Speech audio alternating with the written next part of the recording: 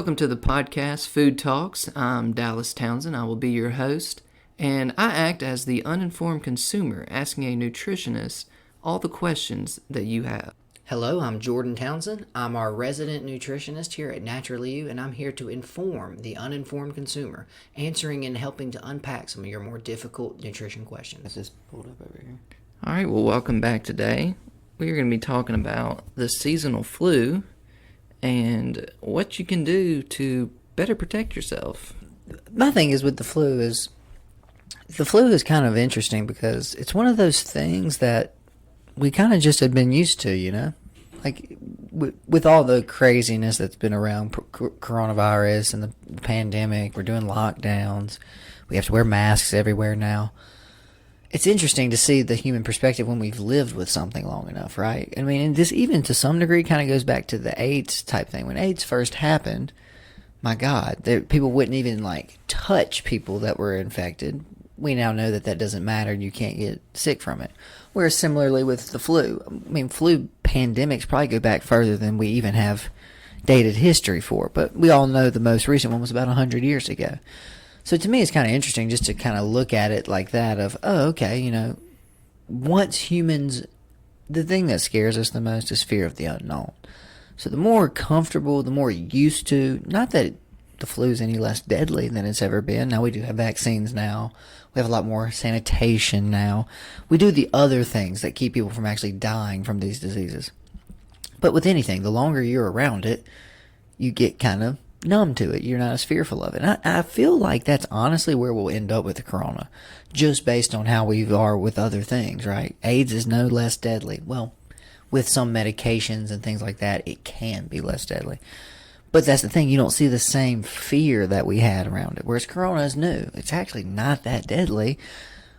It might as well have been Ebola 2.0. So it's just an interesting kind of way to look at it. And I think that's more than anything what we can kind of gather from the flu is what will this look like in 2030? What will it look like in 2040? You know, well, go ahead. Well, as we looked earlier, you know, flu cases are down this year, which obviously more people quarantining, wearing masks, staying away, kind of makes you wonder why we ever took the mask off.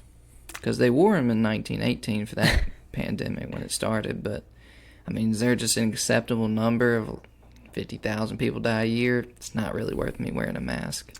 And I guess it was just that, you gotta think about the time. 1914. I mean, the radio is breakthrough technology. So not everyone even has a radio. So that's the thing. People in cities where deaths were probably literally bodies in the street, that's probably where you had people wearing masks. You probably didn't have to convince them. So also when people stopped dying in your town, probably stopped wearing masks eventually. You know, and there's probably those lunatics, even back then. It's 1924. You're still wearing a mask? That was 10 years ago. I'm sure there's plenty of people saying the flu wasn't real back then. Well, see, that's the thing. I would like to maybe say that, but again, you're talking about a time when, electricity was still, just happening. The 1904 World's Fair, they had debuted it. So this is a decade after that. I'm sure there were electricity doubters, too, before they actually saw the lights come on. Man, you're talking about there's an electric candle? What are you talking about, man? But exactly. So that's the thing, is it's not that they didn't even believe in the flu. But a lot of times the problem was, one, because we were so bad at communicating, that's why the pandemic back then was so devastating. It's because we didn't have sanitation standards. We didn't have any of this stuff. To the degree that, like I said, even I couldn't even imagine if this coronavirus had come back then. Because, one, it probably would have spread way more viciously. I mean, my God. What do you think sanitation standards were in the early 1900s?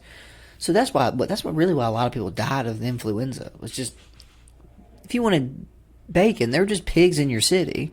You know what I mean? It wasn't just all getting shipped in on railroads. I mean, I'm sure outhouses were still Oh my God. They're still throwing stuff in the streets of cities back then. You know what I mean? There was no, there were sewers, but you had to literally take it outside and throw it in the sewer. So, same reason the Black Plague killed so many people. At that time, it struck when the human population was the most crammed into cities and living in these just disgusting ways. So that's why one reason we've seen that we haven't seen how truly deadly the coronavirus is. That's what this is really about, is because we live in 2020 and we have instant communication with millions of people, and we can make everyone stay at home. We can make everyone wear a mask. We can do all these things. We can get a vaccine going and, more importantly, get one out before the year's end. That's what's kept our numbers so low. So that's the biggest thing that's kind of tricky about this, and why I just think it eventually will be viewed like the flu is.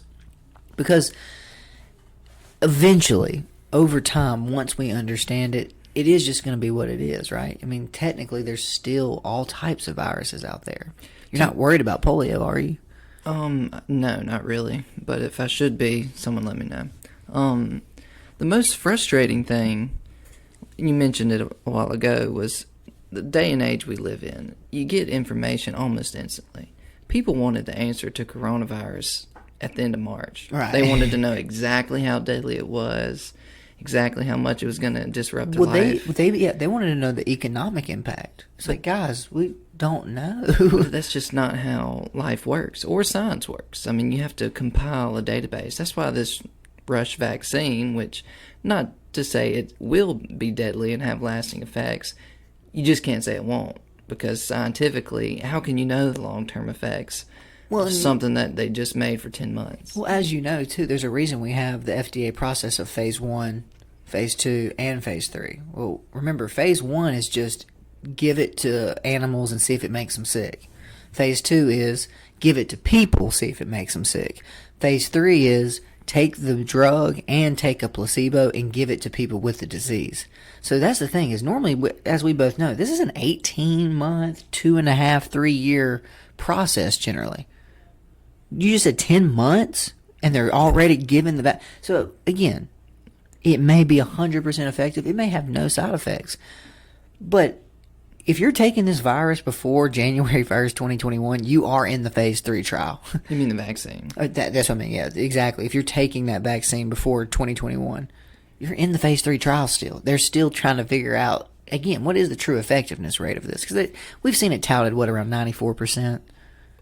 Yeah, I mean, depending on which ones, the Pfizer, AstraZeneca, those are all like 95. Yeah, the Chinese one, they came out with a Sinopharm. They have like 86%. Okay. But I mean, we won't be taking that one anyway. But it really goes back to, we had this Operation Warp Speed. President Trump passed it back in March. And when he passed Operation Warp Speed, gave all these biopharm companies, which me and Jordan are pretty familiar with, tons of money to develop the vaccine. Right. And they also got a free, no lawsuit act out of it, too. Really? Yeah. For this specific vaccine? Yeah. Okay, got you. Because, I didn't even realize that. See, this is what we missed. We all lived through the pandemic of COVID, and I mean, we were kind of told it was way deadlier than it was. There were a lot of videos coming out of China, people dropping dead in the streets. So the Italy thing, too. I feel like a lot of us have kind of forgotten about that.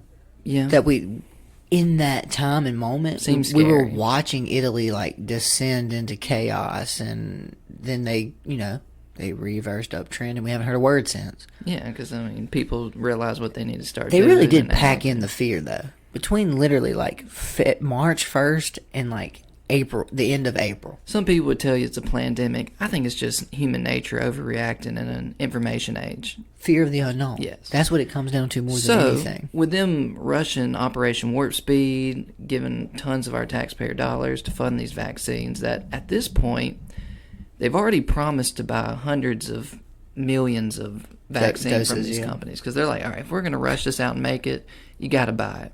Which makes sense, but now that so many people have gotten coronavirus, the reinfection rate is basically zero. Right. Like, the last I checked, it was 24 people out of... Confirmed, by the way.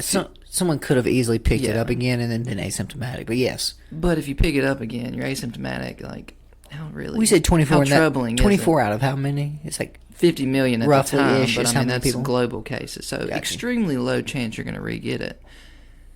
How many people are going to need this vaccine, Jordan? I mean, the cases are rising and rising. Well, and I've had a lot of people ask me about that too. Like, Jordan, what do you think about the vaccine? Like, first off, like, I'm in any sort of vaccine or virology expert in any form. I'm not. But again, it goes back to what we were just saying. Is like, my thing is, I don't think I'm in the group that even needs it.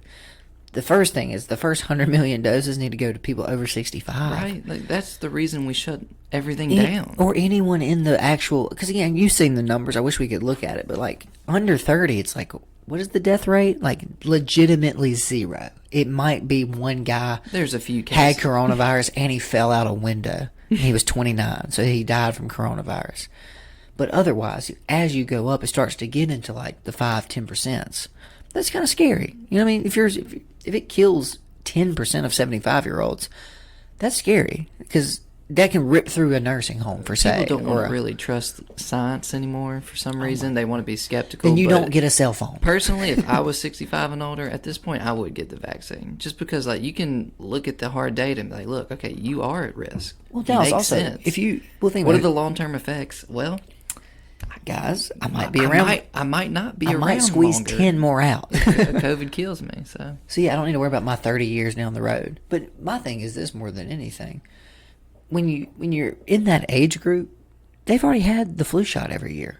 They've already had the pneumonia shot. They've probably already had the shingles shot. So they're kind of already.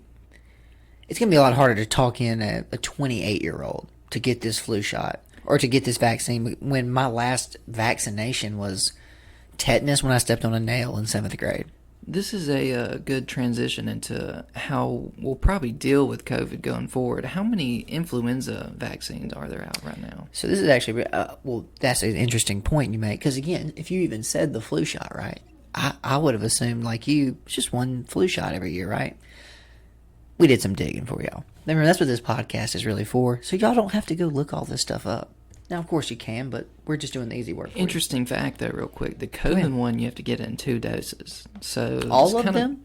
Like all the ones different... that exist right now. Yeah. The mRNA ones, which I think every company, none of them are using live virus for some reason. I wanted to talk to you about that. Yeah, because that's what I was just about to say. But you have to this is a totally different vaccine. Yeah, but you have to get 1 dose, and then the next one has to be within 21 to 28 days. So we're going to see a definite lag. Well, that's interesting. Can you do it back to back, like a day or two later? It has to be 28 days 21 later? to 28, yeah. Okay, so it has to be at least 3 weeks later. It's got to cycle through your system. I don't know, man. I think it takes that long to activate the microchip in your brain and get full autonomy. I want to give all my money to the Illuminati. But no, yeah. So I think we're definitely going to be seeing like a lag in prevention. I mean, Fauci and them were talking mid-January is going to be really, really bad, which even if everyone started getting vaccines that needed them right now, you're not going to get that second dose until mid-January. So I'm sure it'll be just enough justification for more lockdowns. Right. How can we really put the nail in the coffin of the small businesses? Yeah, like how do we just make corporate takeover happen officially? Well, you gotta make it seem like you're acting in the best interest of people, which, like, look, these are people's lives. We have to destroy your business. Right. People will die if we don't. Well, no, we have to destroy your business and your future and even your children's future so that your mother doesn't pass away. Kroger's open, though. Right, of course. Target's open. So just to run through some of these flu vaccines real quick, these are just all the types listed on the CDC website. So first one is just flu vaccine, usually just needle given into the arm. Next one is nasal spray. Are you familiar with that one? I was actually familiar with that one. I've seen that. It's for children a lot of times. What's familiar? I mean, I've never gotten a flu shot. I just knew that was a type. Never gotten the flu. Knock on wood, but never even had it once. Never. I mean, I always expected it because you kids in your class are always getting I had it one bad time my 9th grade year, but that was really it. Like, as far as, like, I can even remember, right? And again, how much contact did you have with the flu? Your body just fought it off. That it never even entered into disease state with you. You know, so that could have been, that's really more likely what happened. There's nasal spray, which is when they use an actual live virus via nasal spray. So basically they're introducing you to a very low level, the natural way, essentially through that respiratory. The flu? Well, you're about to. Right, yeah. The next one is called quadrivalent flu vaccine. So that was actually made specifically that will give you 4 different viruses in that flu. So it's they're trying to do what would be called broad spectrum. Next is one called flu vaccination by jet injector. No clue what a jet injector is, but it's only for people 18 to 64. So you can't be over 65 and you can't be under 18 to get that one. So I don't know what the heck they're doing. Well, the data didn't work very well for the kids. Probably a lot of them were getting sick. So this one's very interesting. This one's called high-dose flu vaccine. High-dose vaccine contains 4 times the amount of antigen, the parts of the vaccine that help your body build up protection, as a regular flu shot, and is licensed specifically for people 65 years or older. And that's a thing we've seen before. I know in flu shots specifically because we get those every year, but they did this recently with the Shingrix one, the one for shingles. If y'all don't remember, they've had a shingle shot for a while. It was becoming ineffective. That's why they had stopped giving it as often. They added some new adjuncts to it and things, and basically what they were trying to do, especially as you age, just like your body, your immune system actually kind of slows down too sometimes. And sometimes it will not respond to a lower level of a virus. So that's what's kind of strange too is, again, why I would say if I was over 65, the vaccine makes total sense. Whereas I'm under, hey, let your body naturally learn this before you... If I get a coronavirus every year from 28 to 65, by the time I get 65, it may not work because my body is so numb to that every single time. So again, just another way of thinking about it, guys. Then there's ones called adjuvanted vaccines. Those are the ones made with those adjuvant things to actually help, again, increase the strength, only for 65 and older. Then there's cell-based flu vaccines. So put on your tinfoil hats, everybody. Cell-based vaccines are grown with cultures of cells of mammalian origin, not hen's eggs. So generally they use eggs. That's why actually a lot of the big issues people have with vaccines is they have egg allergies. For that reason, a lot of vaccines will make people have almost an allergic reaction. So yeah, you figure out what the mammal they're using is. I'm like a horse or something. A person. Recombinant. So that's the other one. Recombinant flu vaccines are produced using a method that does not require egg grown from vaccines. So that's a whole different way. I think, if I'm not mistaken, that's when you're getting into like the mRNA side of it. Like you're trying to mask or mimic the actual way your body would respond instead of using the virus itself. So that's interesting. That's why I just wanted to kind of walk through some of these. Is turns out all flu vaccines aren't even made the same. Yeah. So after the Spanish flu in 1918, they kind of learned to deal with it. You'd have to look up the statistics on a yearly of like how much we deal with. I know last year the flu was like 50,000 deaths. Yeah, and it's pretty much been that every year. It's usually about 50 to 100K. My biggest question since Corona started, what's an acceptable number for society now? Okay. It almost seems like 0 for Corona cases coming from the left, and the right is just 1,000, 100%. Everyone can have Corona at any time, and we'll be fine with it. And why can't we find a middle ground? As a society, there's got to be a number. Like, it's obviously never completely going away. Yeah, so it would have to be treated to me like the flu is. First thing is, everyone under, just add it to the same vaccinations you give children, right? Okay, before, when you're a kid, you're between 1 and 4. Let's not let you get a respiratory infection and die. Then if you're over 65, that's who it's for. Everyone in between, you're on your own. You're on your own.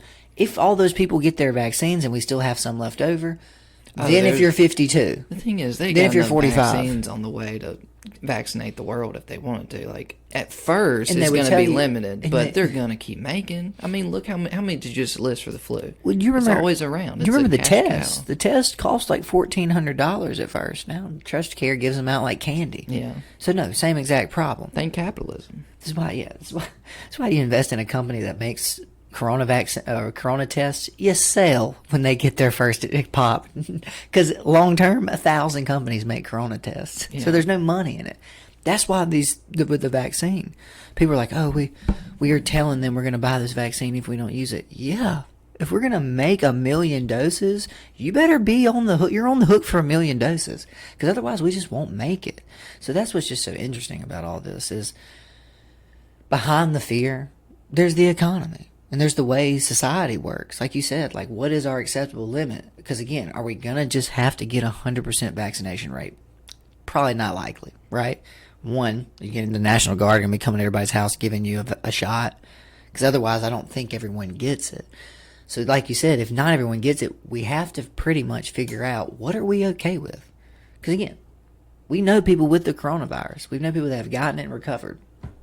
That's what I'm saying. At some point, if half of a school died of coronavirus, if a 9th, 8th, and 12th grade class lost half of their people, we'd still be locked down, Dallas. So, like, that's where this gets kind of, like you said, you made such a good point. We got to figure out what's okay. Like I said, I think under 5, add it to the vaccines they're already getting, over 65. After that, if you're 42 and you want it, you should be able to. But there should be no reason. Because the next big thing is healthcare workers.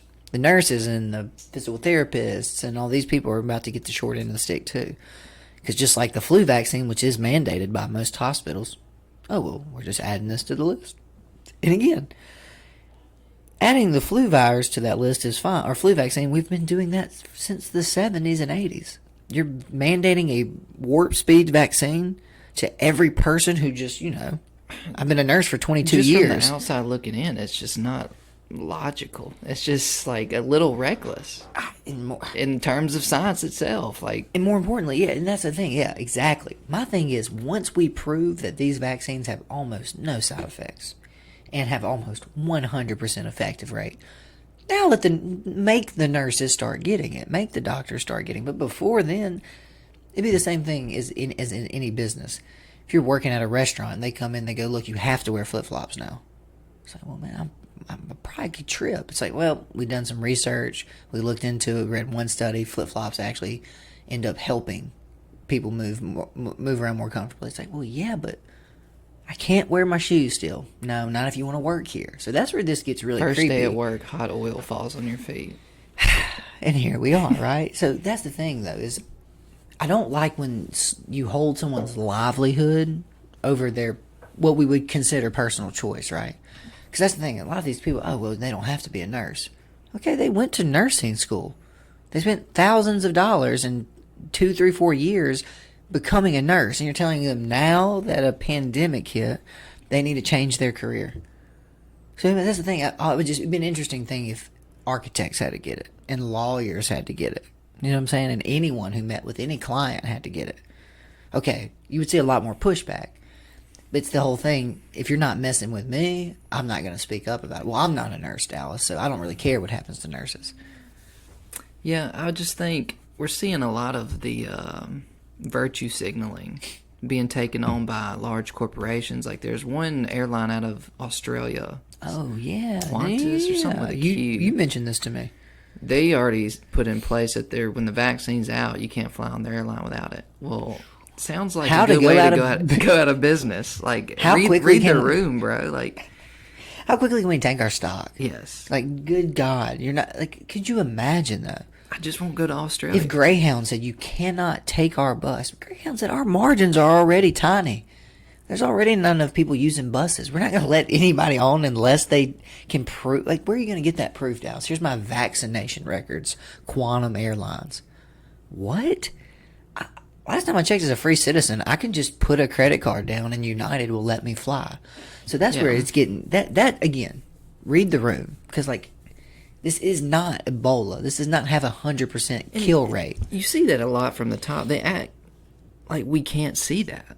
They act like we can't look around in our lives with people who have gotten it. I'm telling you, and man, the people who have died from it. We see the difference. It's not like the 26-year-old. Well, the scariest thing is there's people eating it. It's your grandmother, which you still care about. It's the elderly. We do. To be fair, that's why I've been wearing a mask. And it's people you still care about. I mean, I social distance, but like I've never hung out with old people anyway. So I've been doing my part. So until the vaccine's out, but once the vaccine's out and like widely distributed, we got to start wrapping some of this up. I think we just need society to go back to how we treated society with the flu. We need to live with it, but still give people choices to travel, live your life. Well, yeah, and if you're afraid of me getting you sick, go get the vaccine. This isn't on me anymore. Nice. I mean, I feel like that's fair. And again, there you go. And that's the good news is hopefully half of the people that have had it don't need to get a vaccine too. So if anything, that allows people who are really scared, and really vulnerable to go get it quickly. Hopefully within a year, enough people have either gotten it and they're over it and fine, have antibodies, their body can handle it, and the other half have been vaccinated. Well, you know that they... We can move on. Well, you've seen that data, too, where the CDC and the blood bank of America had got together, and they were testing blood that was given in, like, what was it? I think between August and October? I saw December was the earliest. Okay. But I just thought it was something before China. It was before China had even told us. And that was November, right? I think it was like right at the end of November. Because it was... no one remembers this. This all kicked off last Thanksgiving. That's when I remember hearing about it. They're like, yeah, some virus in China or something, blah, blah, blah, blah, blah. Well, you must have been really early. I swear it was... It hit the news in January, coming out of the Christmas holidays. Was it Christmas? Maybe it was Christmas and not Thanksgiving. You probably heard about it like right after Christmas. That's what it was. Because I just remember it was a holiday. We were all together. But no one cared. It was Trump's impeachment. We also weren't that was the prevailing story. Well, on top of that, it's Christmas time. Like, we're off work. We're just enjoying our time. We're not trying to... A virus is in China. But no, like you said, they went back and they've actually looked at these blood samples taken from across the country, and they found some COVID antibodies in those samples. So that's what's even crazier. Because you remember the whole guy flew from China to Seattle? That was where we thought that's how it started. That's where this is patient zero. Because that's what I'm interested in. They haven't really talked about patient zero in all this. You mean China's patient zero or ours? Where do you think it... We haven't really looked into where it started coming from. It's good the government released it. No. The real thing no one's thought of is how big a super spreader event was the Super Bowl. Right. If there were antibodies from December... Well, no, and what's really scary, clearly guys, spread... Everyone says they got sick early January, but let's be honest.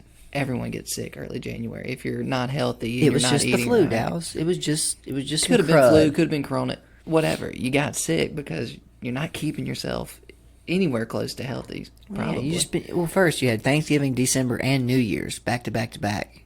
So yeah, you've been living on the edge a little bit. But no, yeah, that's the thing. We have a client. She teaches second grade. She had 17 second graders out with, in quotes, the flu. In early January. I remember she came in for a visit, was talking to me about it. I went, man, that's crazy. She's like, yeah, we've had a crazy bad flu year this year. Funny, right? This is who we shut the schools down for, Dallas.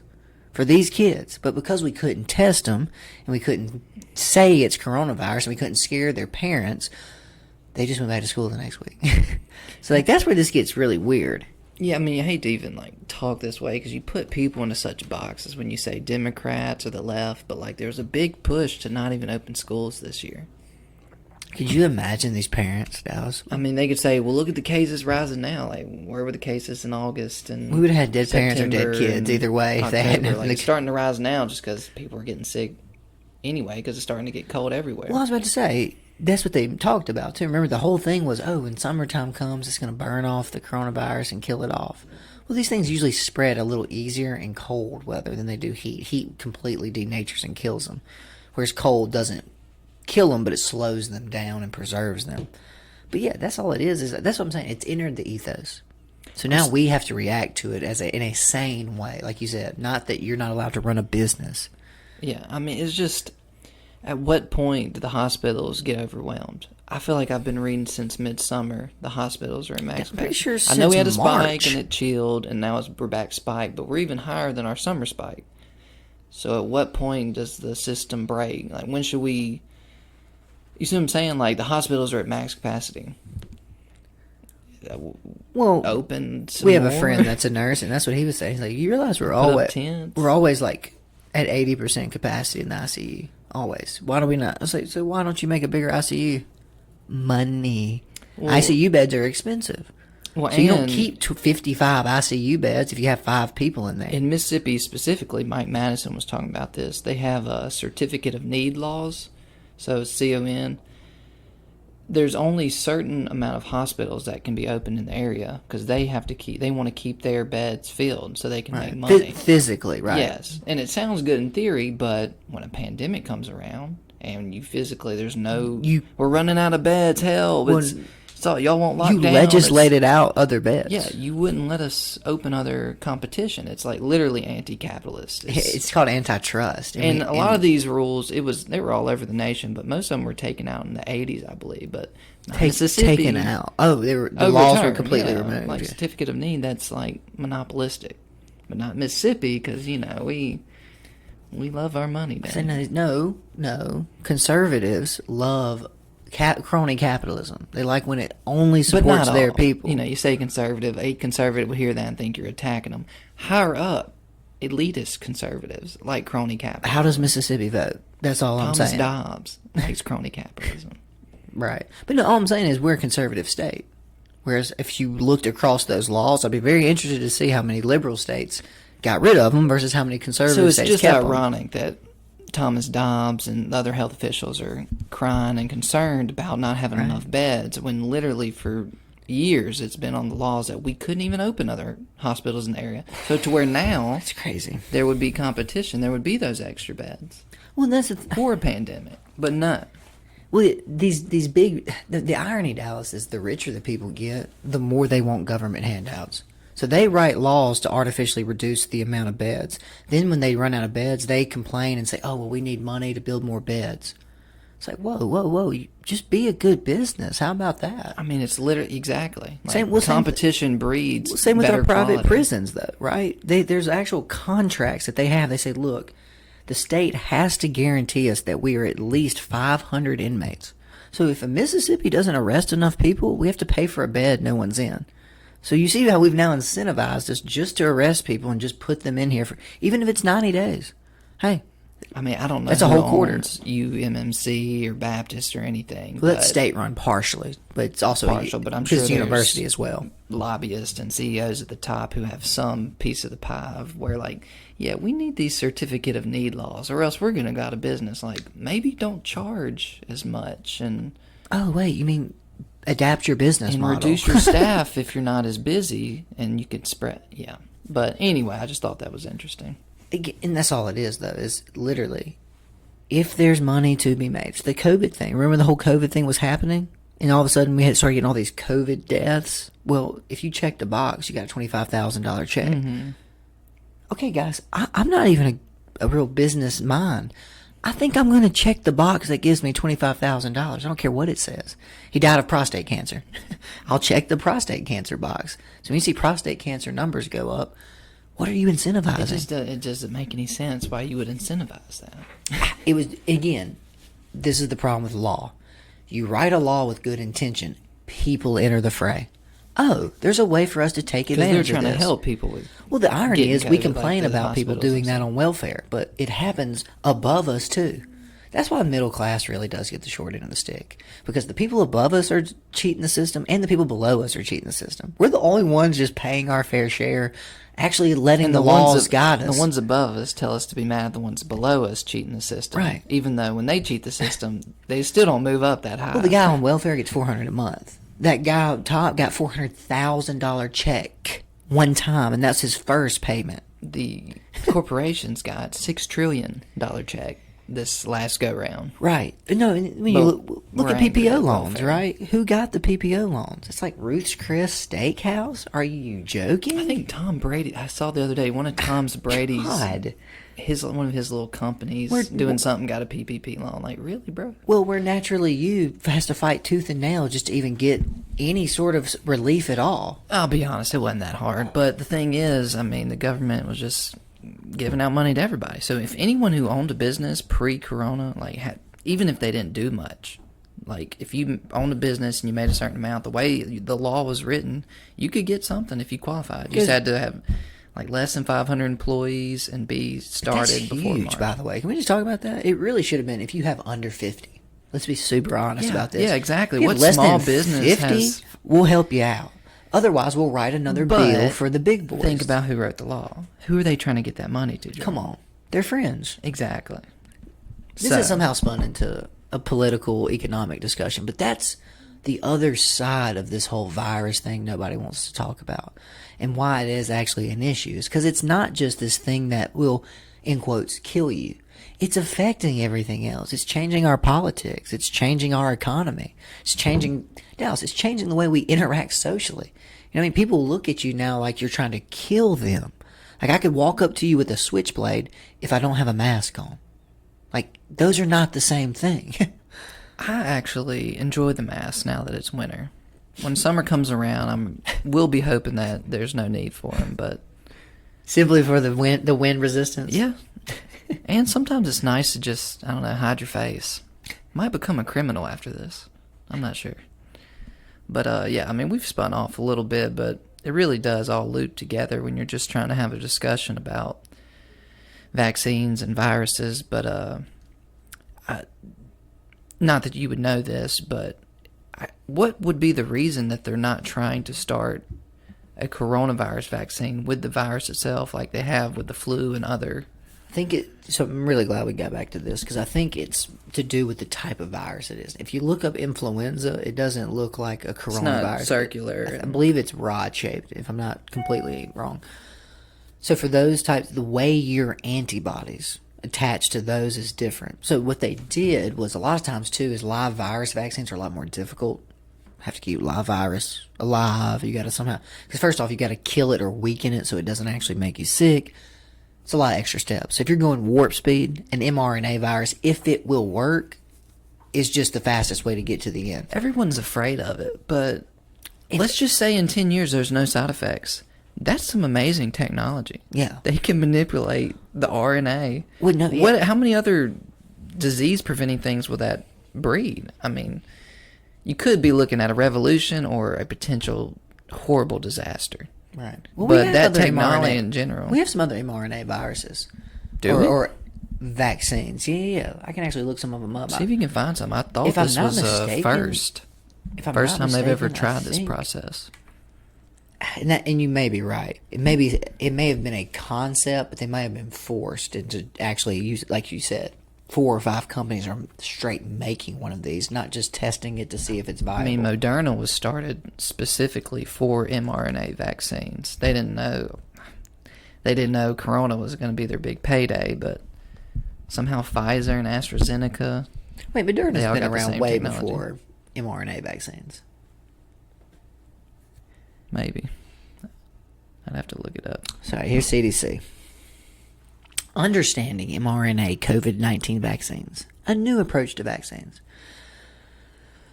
Basically, all they're trying to do, the way that they trigger an immune response is to put a weakened or infected, live virus in there. But mRNA vaccines do it differently. They teach your cells how to make a protein or even a piece of the protein that triggers the immune response.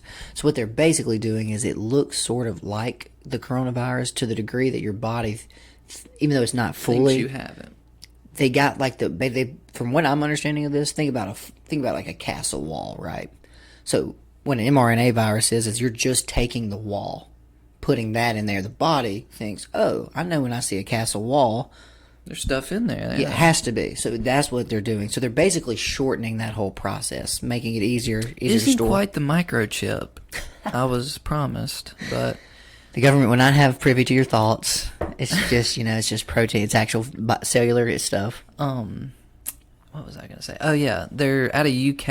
I think there were 2 cases I saw this morning where they got the vaccine and messed with their allergic reaction or something. I think they had an allergic reaction to it. This is blowing my mind. There are currently no licensed mRNA vaccines in the United States. Researchers have been studying and working with them for decades. Okay, so that's what I say. I don't think Moderna may have been started a long time ago for that, but they're not even selling any mRNA vaccines. That's what's kind of been saying. The market wasn't even there. I didn't even realize this though. That's kind of scary because this really is a new vaccine. I didn't realize it was.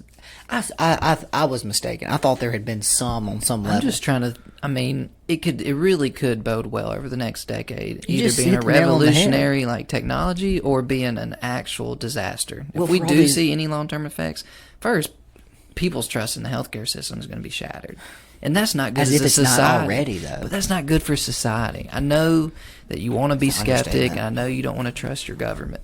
That's fine in certain aspects, but as a society, we need faith in some level of the government doesn't want to health. kill you because they need your tax money. They need your production. Until they don't, then you're talking 2077 cyberpunk. But. So no, that actually is super interesting though, because like you just said, all these anti-vax people. Well, if you can get a non-live live virus vaccine, which means you don't have to put thimerosal in it, which is the mercury thing that everyone freaks out about. You don't have to maybe use egg anymore, which is another allergy thing. This could be revolutionary. This could even help reduce autism rates and things like that. People want to lump vaccines all into one category. It's definitely not. Like, as we've just discussed here, they're made different ways with different types of things. It's like putting on prescription different drugs in the same loads, category. Yeah, so I get being afraid of it being new. I'm not taking it because I'm not in the category. But even if I was 65, you got to weigh the risk. Coronavirus has killed a lot of people my age. Vaccine hasn't yet. Might be worth it. But I say 5 years we should really know some pretty decent long-term effects. I would even say in 1 to 2 with the amount of data. See, that's what gets crazy about this. Do we even really know how many people died in 1918? You know what I'm saying? Like, do we really know? Definitely not. Right, so that's the thing. The numbers could have been over-exaggerated and underreported. So the median is probably closer to what it really ended up doing.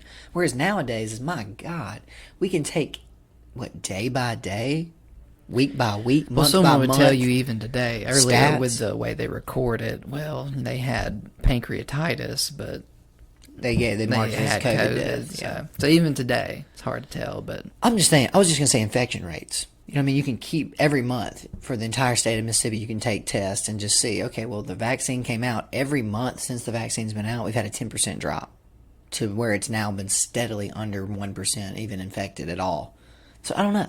That's what I'm just saying. We're probably already over at 1%. I mean, we already have a couple thousand cases.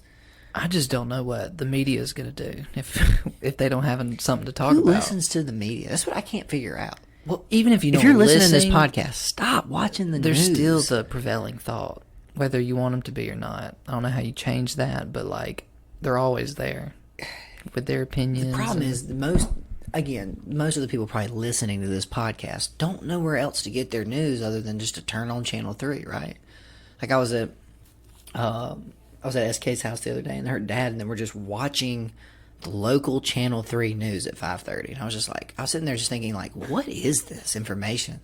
It was just nonsense. It was a story. It's what's happening around you, Jordan. It was a story about a school teacher. It was a story about that's what I'm saying. It's just nonsense. Whereas I feel like you can get this information from way more unbiased sources, right?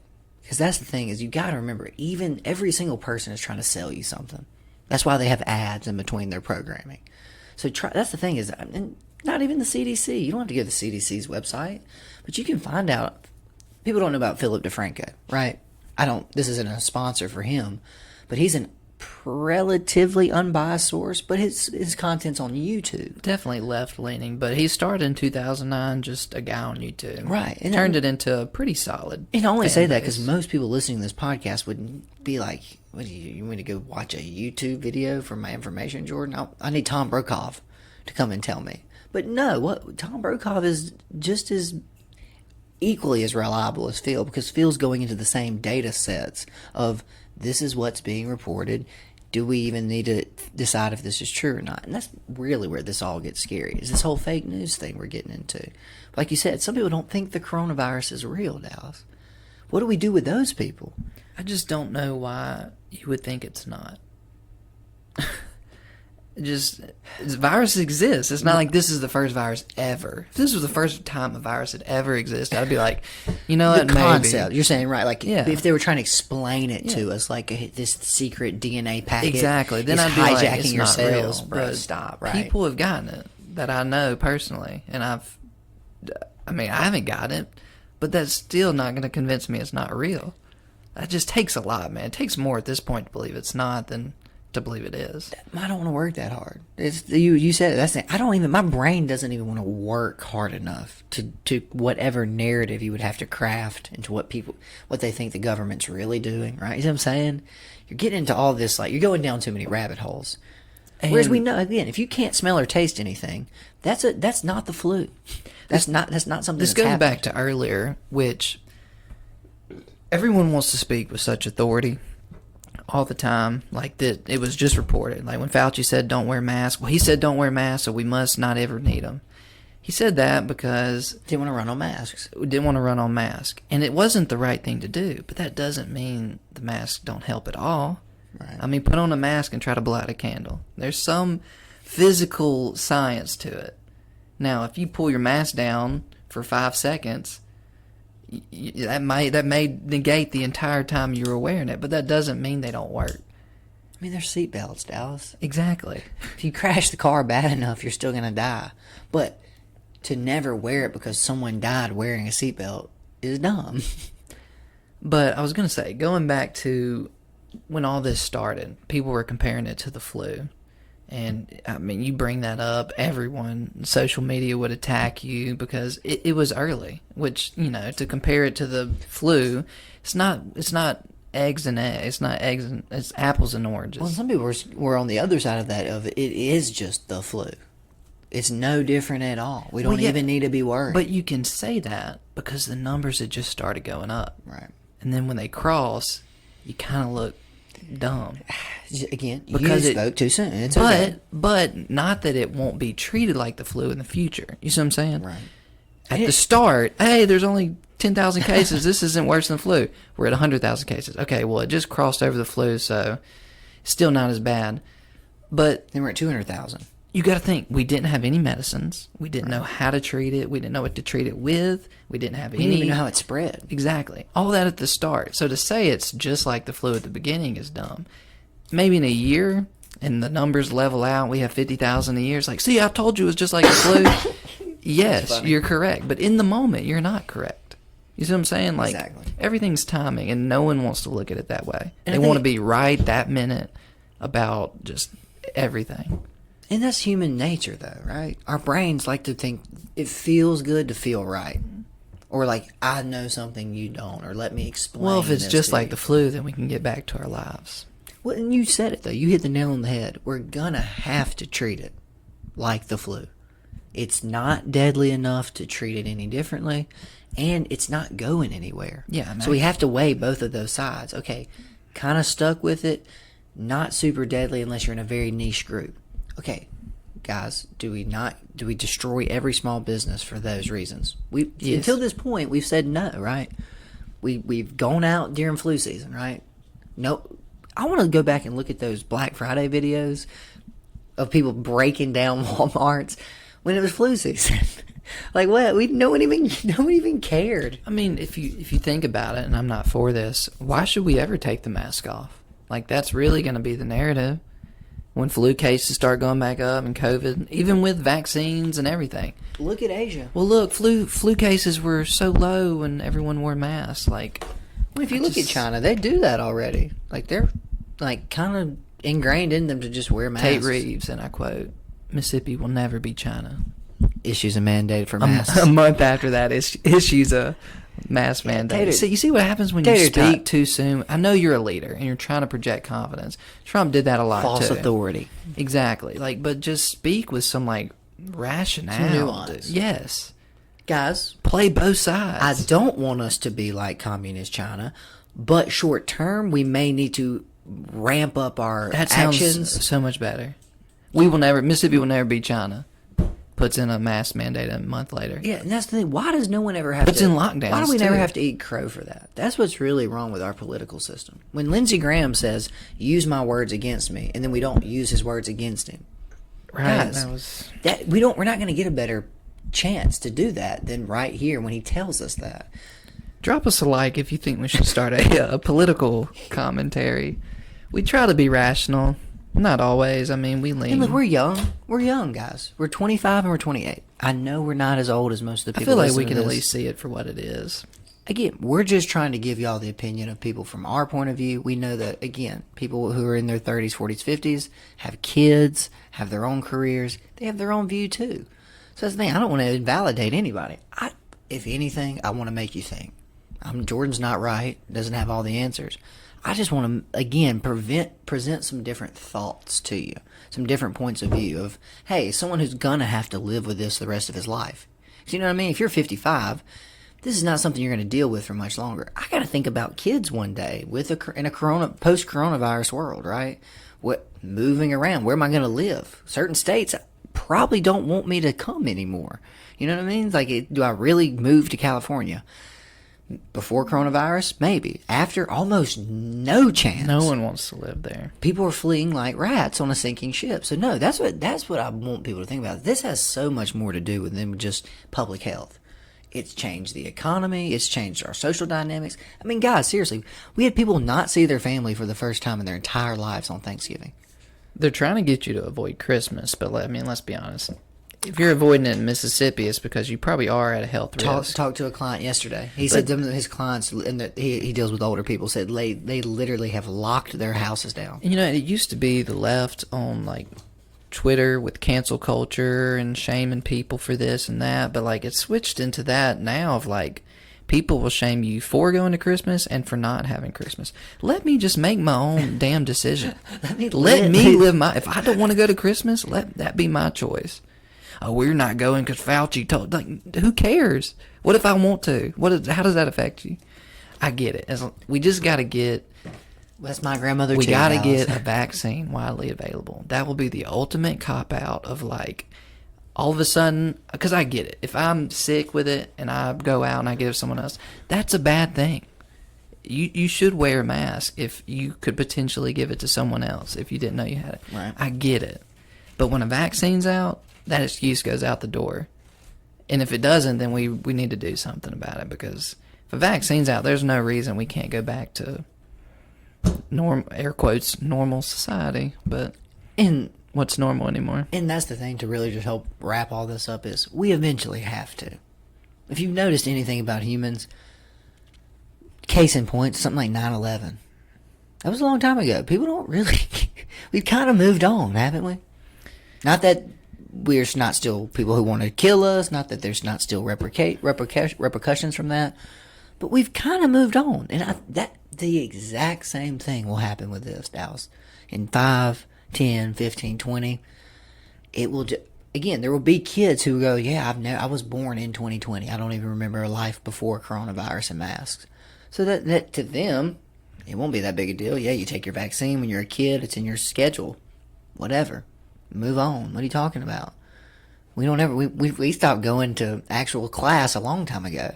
We just downloaded it into our brain. What are you talking about? See what I'm saying? So, hey, get out of here, old man. Yeah. Got my hoverboard. I remember books. I remember pages. But, nah, I think this is a good one. I mean, we got a little, I wouldn't say off topic, but vaccine anything leads into... but political discussion. Anything leads into that, because that's what it's become. Right now, it's very that's politicized. What we're living in, it's very politicized right now, and eventually it won't be, which will be nice. We're doing this on December 9th. I'm sure within days the headline. What are you laughing about? Just because, of course, as soon as you say anything, that's what happens. Within days, I'm sure we'll see where the first person in America was given the vaccine, because I mean they're days away from the emergency use authorization, which, good. If the people out there are super afraid want it, let's get it to them, because then they won't have an excuse to go back to work. Awesome. We'll end it there.